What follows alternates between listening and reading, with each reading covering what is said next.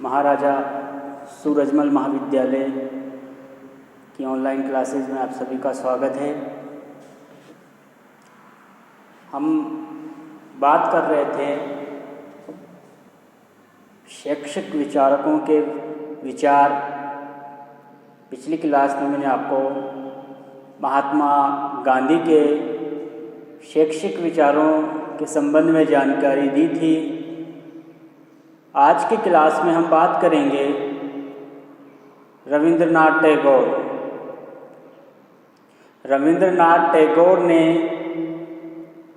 शिक्षा के क्षेत्र में किस प्रकार के अपने विचार रखे हैं तथा किस प्रकार से उन्होंने शिक्षा के उद्देश्य, शिक्षण विधियाँ, शिक्षक शिक्षार्थी संबंध आदि पर जो अपने विचार रखे हैं, उसी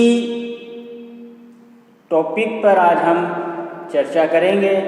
उसी को जानेंगे कि गुरुदेव रविंद्रनाथ टैगोर ने किस प्रकार से शिक्षा के जो उद्देश्य हैं वह बताए हैं। थोड़ा सा पहले हम रविंद्रनाथ टैगोर की जीवनी के बारे में भी जान लेते हैं संक्षिप्त रूप से।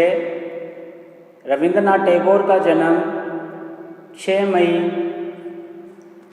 1861 में कलकत्ता के एक सुसंस्कृत ब्राह्मण परिवार में हुआ था। पढ़े लिखे एक ब्राह्मण परिवार में उनका जन्म हुआ था। उनके जो पिता थे महर्षि देवेंद्रनाथ टैगोर ब्रह्म समाज के प्रमुख सदस्य रहे हैं। अतः देवेंद्रनाथ टैगोर ने रविंद्रनाथ टैगोर की शिक्षा दीक्षा का अच्छी व्यवस्था की। उन्हें प्राचीन भारतीय जो दर्शन थे उनकी शिक्षा दी। साथ ही उपनिषदों, नक्षत्र शास्त्र तथा संस्कृत भाषा की भी उनको शिक्षा दी। इस प्रकार से उनकी शिक्षा दीक्षा का काम बड़े अच्छे ढंग से चला, क्योंकि वह स्वयं एक शिक्षित परिवार से थे, इसलिए उनको इसमें कोई कठिनाई नहीं हुई। रविंद्रनाथ टैगोर पढ़ने लिखने में काफ़ी होशियार थे और उन्होंने अपनी 8 वर्ष की अवस्था में ही कविता लिखना शुरू कर दिया था। रविंद्रनाथ टैगोर ने 8 वर्ष की अवस्था में ही कविता लिखना शुरू कर दिया था। उन्होंने अपने जीवन में विभिन्न प्रकार का लेखन कार्य किया, कविताएं लिखी, साहित्य का सर्जन किया, नाटक लिखे, उपन्यास लिखे। 1913 में उनके एक प्रसिद्ध साहित्यिक रचना गीतांजलि को विश्व प्रख्यात नोबेल पुरस्कार से भी नवाजा गया था, जो प्रथम भारतीय थे। नोबेल पुरस्कार प्राप्त करने वाले वह प्रथम भारतीय थे जिनको साहित्य जगत में गीतांजलि के ऊपर नोबेल पुरस्कार दिया गया था। एक सुविख्यात साहित्य सर्जन के साथ साथ रविंद्रनाथ टैगोर महान देशभक्त भी थे। जब जलियांवाला बाग हत्याकांड हुआ तब उन्होंने अंग्रेज़ों की दी गई उनको सर की उपाधि को लौटा दिया था। इसलिए हम कह सकते हैं कि और बंगाल में जो स्वदेशी आंदोलन चले, बंगाल विभाजन के समय, उसके समय भी वे काफ़ी सक्रिय रहे और स्वदेशी के नारे को बुलंद करने में उनका महत्वपूर्ण योगदान रहा। जैसे कि जनगण मन उनके द्वारा लिखा गया, जो बाद में लिखा गया। उसी समय वंदे मातरम नामक गीत लिखा गया, जो बंगाल का जो स्वदेशी आंदोलन चला वह सबके चहेता गीत उस समय बन गया था। अतः हम कह सकते हैं कि रविंद्रनाथ टैगोर एक महान कलाकार, दार्शनिक, शिक्षा शास्त्री तथा कर्मयोगी के साथ साथ एक प्रसिद्ध व्यक्ति थे। यहाँ हम मुख्य रूप से बात करेंगे शिक्षा के क्षेत्र में उनका जो योगदान रहा है, शिक्षा के क्षेत्र में उनके जो विचार रहे हैं, उसी के संदर्भ में हम यहाँ जानेंगे। तो आइए हम रविंद्रनाथ टैगोर के शिक्षा संबंधी दर्शन के बारे में जानते हैं। शिक्षा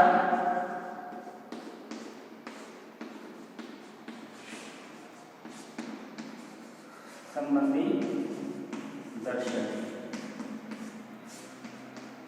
हमारा टॉपिक रविंद्रनाथ टैगोर के शिक्षा दर्शन के इर्द गिर्द ही रहेगा, इसलिए हम सबसे पहले इनके शिक्षा दर्शन के संबंध में थोड़ी सी जानकारी प्राप्त कर लेते हैं। रविंद्रनाथ टैगोर के दर्शन का मूल आधार, रविंद्रनाथ टैगोर के शिक्षा संबंधी दर्शन का मूल आधार था एकत्व और समन्वीकरण। एकत्व और समन्वीकरण। रविंद्रनाथ टैगोर का यह सिद्धांत 3 श्रेणियों में विभाजित हम कर सकते हैं।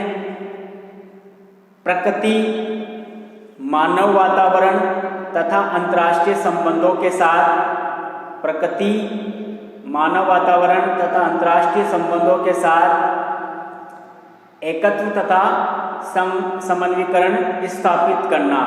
यानी कि रविंद्रनाथ टैगोर के जो शिक्षा दर्शन है उसमें हम प्रकृति, मानव वातावरण तथा अंतर्राष्ट्रीय संबंधों का जो मिलन है उसके माध्यम से वे एकत्व एवं समन्वीकरण चाहते थे। टैगोर बालक यानी कि विद्यार्थी के बौद्धिक और शारीरिक विकास के साथ साथ आध्यात्मिक विकास पर भी बल दिया करते थे। यानी कि रविंद्रनाथ टैगोर चाहते थे कि बालक का बौद्धिक और शारीरिक विकास तो होए, बौद्धिक एवं शारीरिक विकास तो होए, साथ में उसका आध्यात्मिक विकास होना भी जरूरी है। अतः हम रविंद्रनाथ टैगोर के जो शिक्षा संबंधी दार्शनिकता है उन्हें 4 सिद्धांतों में बांट सकते हैं। रविंद्रनाथ टैगोर के शिक्षा संबंधी जो दार्शनिक सिद्धांत है उसको 4 भागों में हम डिवाइड कर सकते हैं।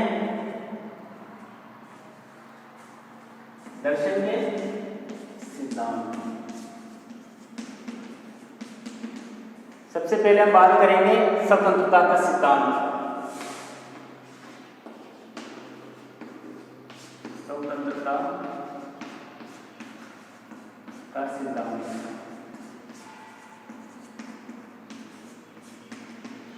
कहने का मतलब ये कि रविंद्रनाथ टैगोर ने जो शिक्षा के संबंध में जो सिद्धांत प्रस्तुत किए हैं, बालकों को किस प्रकार की शिक्षा दी जाए और क्या उनके लिए महत्वपूर्ण है, उसको हम 4 भागों में बांटकर देख सकते हैं। स्वतंत्रता का सिद्धांत। रविंद्रनाथ टैगोर स्वतंत्रता के पक्षधर थे, प्रबल समर्थक वे माने जाते थे। उनका मानना है कि बच्चे का पालन पोषण, रविंद्रनाथ टैगोर का मानना है कि बच्चे का पालन पोषण तथा उसकी शिक्षा स्वतंत्र वातावरण में होनी चाहिए। पालन पोषण और उसकी शिक्षा कौन से वातावरण में होनी चाहिए? स्वतंत्र वातावरण में होनी चाहिए। और बच्चों पर कोई भी चीज़ को थोपा नहीं जाना चाहिए। कोई भी चीज़ को, किसी भी वस्तु को उनके ऊपर थोपा नहीं जाना चाहिए, किसी भी सिद्धांत को उनके ऊपर थोपा नहीं जाना चाहिए, बल्कि उनको स्वतंत्र वातावरण में शिक्षा प्राप्त करने का पूरा मौका देना चाहिए। तो पहला सिद्धांत हमारा क्या रहा? स्वतंत्रता का सिद्धांत। यानी कि बालक को स्वतंत्रता पूर्वक क्या मिलनी चाहिए? शिक्षा भी प्राप्त होनी चाहिए। दूसरा उनका सिद्धांत था अंतर्राष्ट्रीयता का। दूसरा कौन सा था?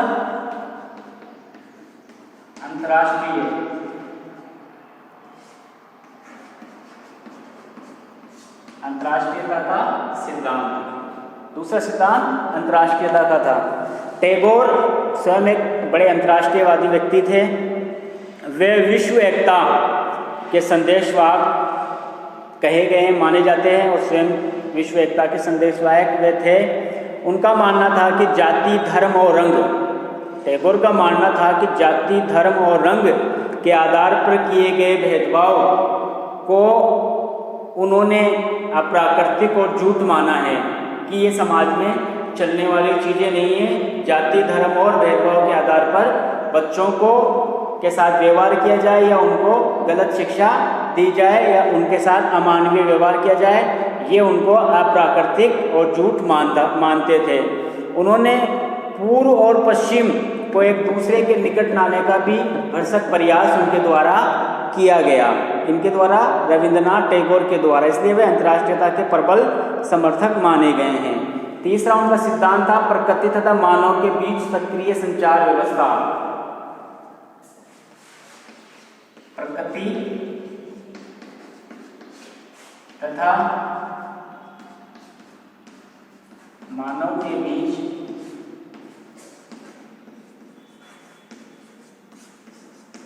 सक्रिय संचार व्यवस्था। रविंद्रनाथ टैगोर का मानना था कि बालक को प्राकृतिक वातावरण में शिक्षा दी जानी चाहिए और व्यक्ति को की जो शिक्षा है उसके बुनियाद उसके प्राकृतिक वातावरण में दी जाने वाली शिक्षा होनी चाहिए, ये टैगोर का मानना था। बच्चे की शिक्षा स्वतंत्र वातावरण में हो सके हो ताकि वह उसका प्रकृति के साथ संबंध स्थापित हो सके, ये रविंद्रनाथ टैगोर का मानना था। चौथा है रचनात्मक आत्म अभिव्यक्ति का सिद्धांत। रचनात्मक आत्मा भी व्यक्ति का सिद्धांत।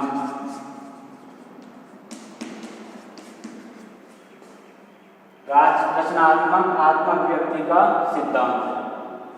शिक्षा संबंधी रविंद्रनाथ के दर्शन के जो सिद्धांत है उसमें चौथा सिद्धांत रचनात्मक आत्माभिव्यक्ति का सिद्धांत काफ़ी महत्वपूर्ण है। टैगोर का विश्वास था कि शिक्षा को रचनात्मक आत्माभिव्यक्ति का विकास करना चाहिए। इस उद्देश्य की प्राप्ति के लिए टैगोर ने पाठ्यक्रम में कलाओं, शिल्पों, संगीत, चित्रकला, नृत्य, नाटक आदि को शिक्षा के साथ जोड़ने का आह्वान किया है ताकि बच्चों में रचनात्मक आत्माभिव्यक्ति का विकास हो सके, यानी कि खेलकूद संबंधी संगीत, नाटक, नृत्य आदि को जोड़ना चाहिए ताकि उसमें रचनात्मक कौशल का विकास हो सके, ये रविंद्रनाथ टैगोर का मानना था। तो हमने देखा कि रविंद्रनाथ टैगोर के शिक्षा संबंधी दर्शन के जो सिद्धांत थे, चार मूलभूत सिद्धांतों के ऊपर आधारित स्वतंत्रता सिद्धांत, अंतर्राष्ट्रीयता, प्रकृतिता, मानव के बीच सक्रिय संचार व्यवस्था, रचनात्मक आत्माभिव्यक्ति का सिद्धांत। अब हम बात करेंगे टैगोर एवं शिक्षा के उद्देश्य। टैगोर एवं शिक्षा के उद्देश्य।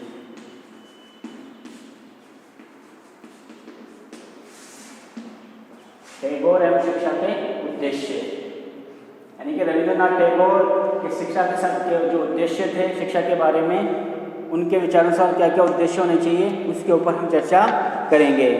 रविंद्रनाथ टैगोर की इच्छा थी कि शिक्षा अपने विषयों के संबंध में प्राकृतिक हो, शिक्षा अपने विषयों के संबंध में प्राकृतिक हो और प्रत्येक बालक के मस्तिष्क के चिंतन और प्रत्येक बालक के मस्तिष्क के चिंतन की स्वाभाविक अभिव्यक्ति हो, मस्तिष्क के चिंतन की स्वाभाविक अभिव्यक्ति हो।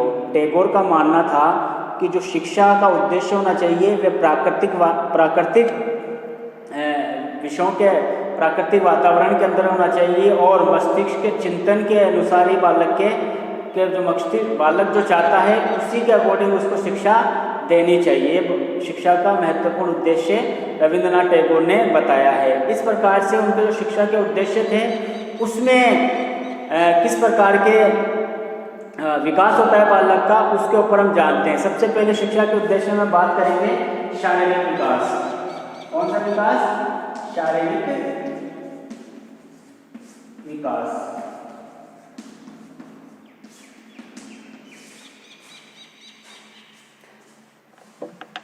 एक बांग्ला निबंध, चूँकि बंगाल के थे तो उनकी कृतियाँ बांग्ला भाषा में भी काफ़ी, एक बांग्ला निबंध में उन्होंने इस बात पर दुख जताया है कि जो अस्वस्थ बालक है वो कितनी परेशानियों से गुजरते हैं। इसलिए रविंद्रनाथ टैगोर ने शिक्षा का एक मूल उद्देश्य बताया है कि बच्चों को, बालकों को शारीरिक स्वास्थ्य को के संबंध में जानकारी देनी चाहिए और जो अथॉरिटी, जो संस्थाएं हैं, उनको भी ये देखना चाहिए कि बालक को किस प्रकार से स्वस्थ रख सके, अतः स्वस्थ रहने, ताकि स्वस्थ रहे बालक और स्वस्थ रहने पर वे अच्छी से शिक्षा प्राप्त कर सके और अपना पूर्ण विकास कर सके। तो शारीरिक विकास पर ज़्यादा उन्होंने बल दिया है। इसी तरीके से नैतिक और आध्यात्मिक उद्देश्य, शिक्षा का दूसरा उद्देश्य कौन सा माना है उन्होंने? नैतिक तथा आध्यात्मिक उद्देश्य। नैतिक तथा आध्यात्मिक उद्देश्य प्रथम। दूसरा उनका उद्देश्य क्या रहा है शिक्षा का? नैतिक तथा आध्यात्मिक उद्देश्य। टैगोर के अनुसार नैतिक तथा आध्यात्मिक विकास शिक्षा का एक महत्वपूर्ण उद्देश्य है। बालक का नैतिक और आध्यात्मिक विकास ही शिक्षा का एक महत्वपूर्ण उद्देश्य रविंद्रनाथ टैगोर ने माना है। उन्होंने नैतिक प्रशिक्षण, आत्मसंकल्प शक्ति, चरित्र विकास, आंतरिक स्वतंत्रता तथा आत्म प्रकाश के विकास पर बहुत अधिक बल दिया है। इन्हीं विषयों के माध्यम से, इन्हीं तथ्यों के माध्यम से ही व्यक्ति का नैतिक और आध्यात्मिक विकास हो सकता है। तीसरा है उपयोगितावादी उद्देश्य। शिक्षा का तीसरा उद्देश्य क्या बताया है? उपयोगितावादी उद्देश्य।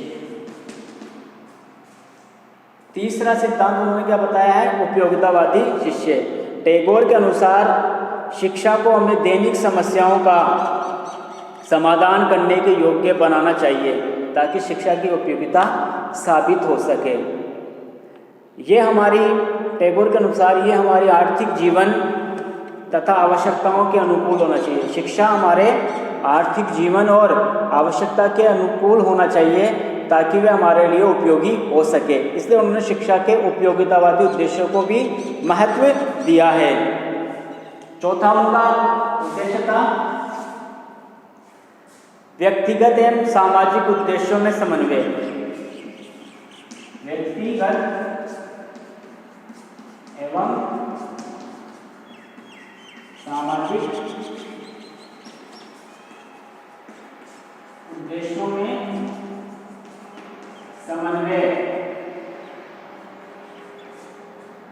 व्यक्तिगत एवं सामाजिक उद्देश्यों में समन्वय। टैगोर व्यक्ति और समाज में समन्वय के काफ़ी प्रबल समर्थक थे। व्यक्ति और समाज में जो समन्वय होना चाहिए उसके काफ़ी प्रबल वे समर्थक माने गए हैं। उनका विश्वास था, टैगोर का विश्वास था कि दूसरों के साथ संबंध स्थापित करने में ही हमें आत्मानुभूति प्राप्त हो सकती है। यानी कि दूसरों के साथ व्यक्ति अगर संबंध स्थापित करेगा, समाज के साथ संबंध स्थापित करेगा तो उसे अत्यधिक आत्मानुभूति होगी जो उसके सर्वांगीण विकास में सहायक होगी। इसलिए रविंद्रनाथ टैगोर ने शिक्षा के उद्देश्यों को व्यक्तिगत और सामाजिक उद्देश्यों में समन्वय स्थापित करने वाला बताया है। पांचवा उद्देश्य बताया उन्होंने बौद्धिक विकास।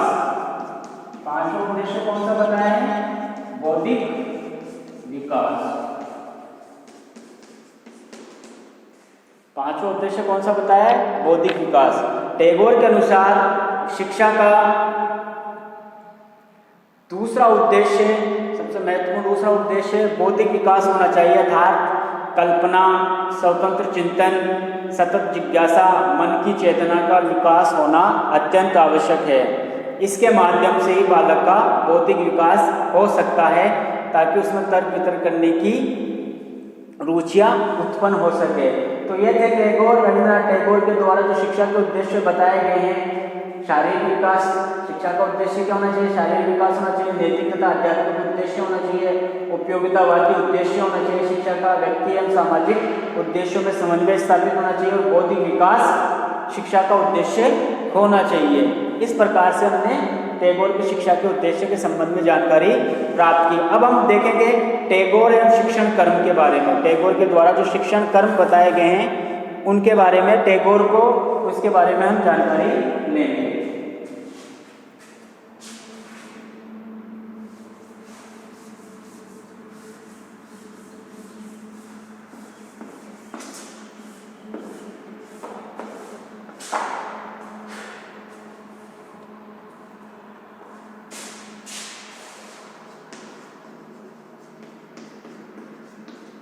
टैगोर एवं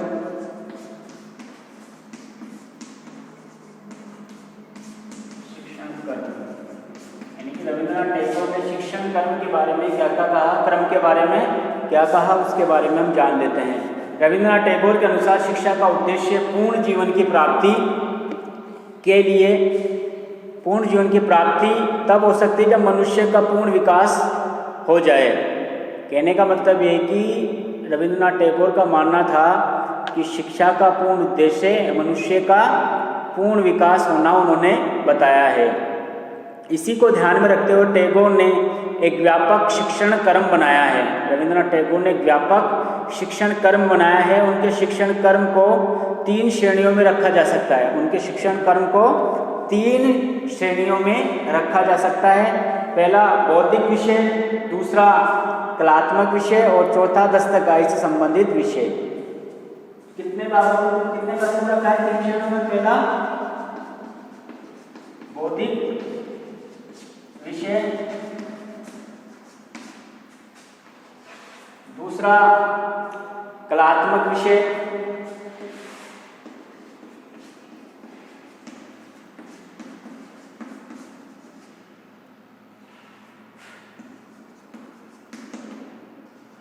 तीसरा दस्तकारी से संबंधित विषय। दस्तकारी से संबंधित विषय।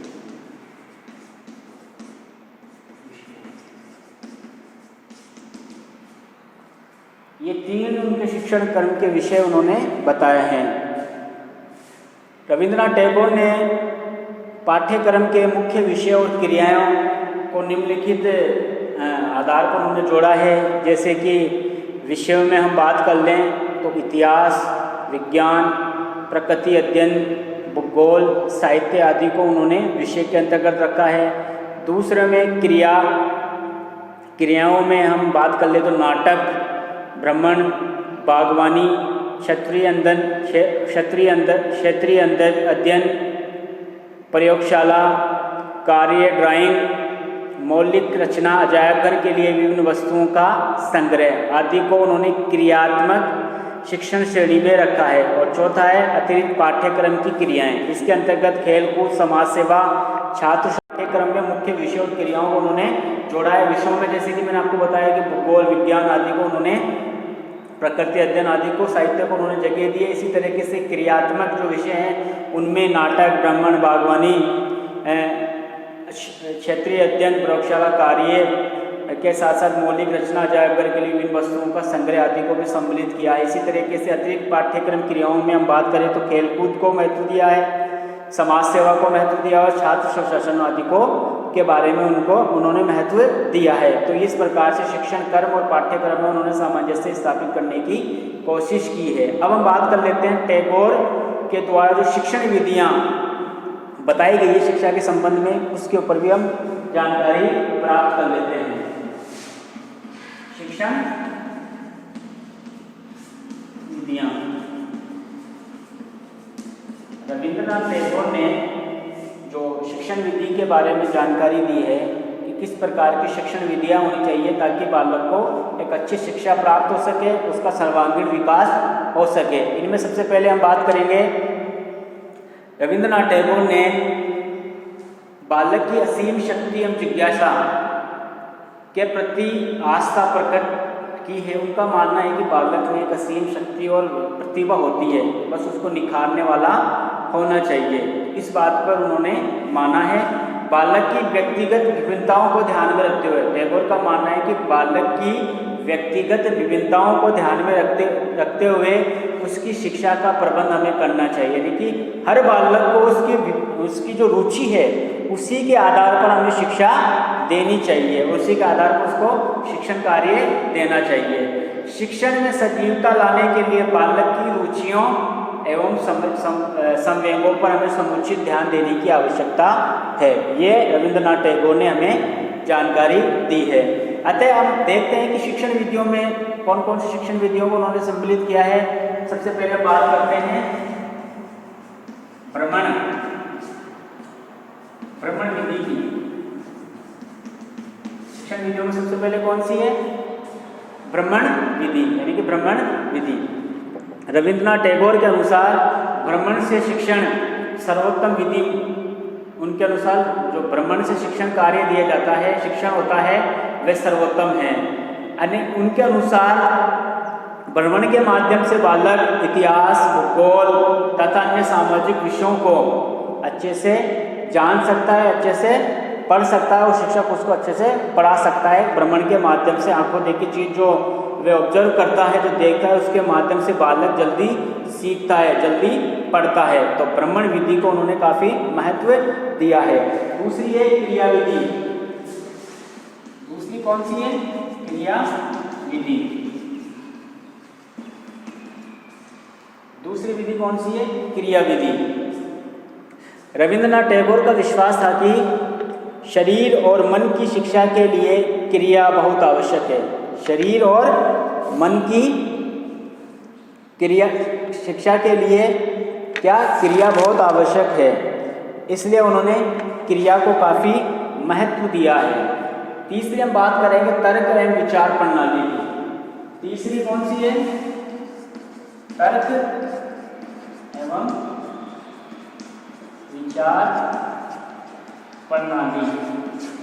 शिक्षण तीसरी विधि कौन सी है? तर्क एवं विचार प्रणाली। रविंद्रनाथ टैगोर ने तर्क एवं विचार प्रणाली को भी काफ़ी महत्व दिया है। इसके माध्यम से बालकों में तार्किक विकास बहुत अधिक होता है और उसमें सोचने समझने की शक्ति का विकास होता है। और चौथी विधि उन्होंने बताई है ह्यूरिस्टिक विधि। ह्यूरिस्टिक विधि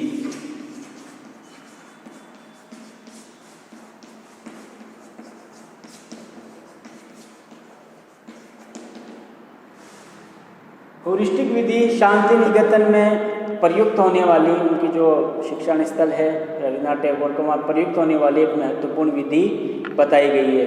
तो 4 शिक्षण विधियों का उन्होंने शिक्षण विधियों का शिक्षा के लिए काफ़ी महत्व इन 4 विधियों को उनके द्वारा दिया गया है। अंतिम रूप से हम देख लेते हैं रविंद्रनाथ टैगोर ने शिक्षक और शिष्य यानी कि शिक्षार्थी के जो संबंध है उसके ऊपर उन्होंने क्या कहा है। एक शिक्षक और शिक्षार्थी के मध्य संबंध कैसा होना चाहिए, उस पर भी रविंद्रनाथ टैगोर ने अपने विचार रखे हैं। रविंद्रनाथ टैगोर ने अध्यापक को महत्वपूर्ण स्थान दिया है। जबकि हमने महात्मा गांधी का जब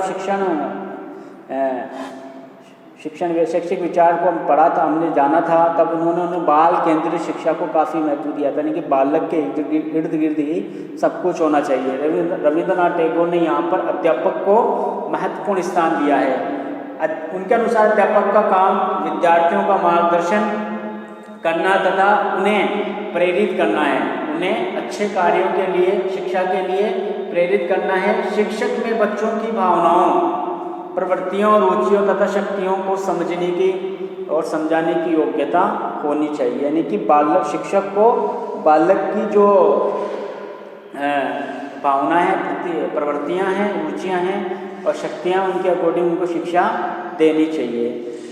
इस तरह से मैंने आज आपको रविंद्रनाथ टैगोर के शैक्षिक विचारों के बारे में जानकारी दी कि किस प्रकार से उन्होंने शिक्षा के क्षेत्र में काफ़ी महत्वपूर्ण भूमिका निभाई। आज के लिए इतना ही, अगली क्लास में फिर मिलते हैं। धन्यवाद।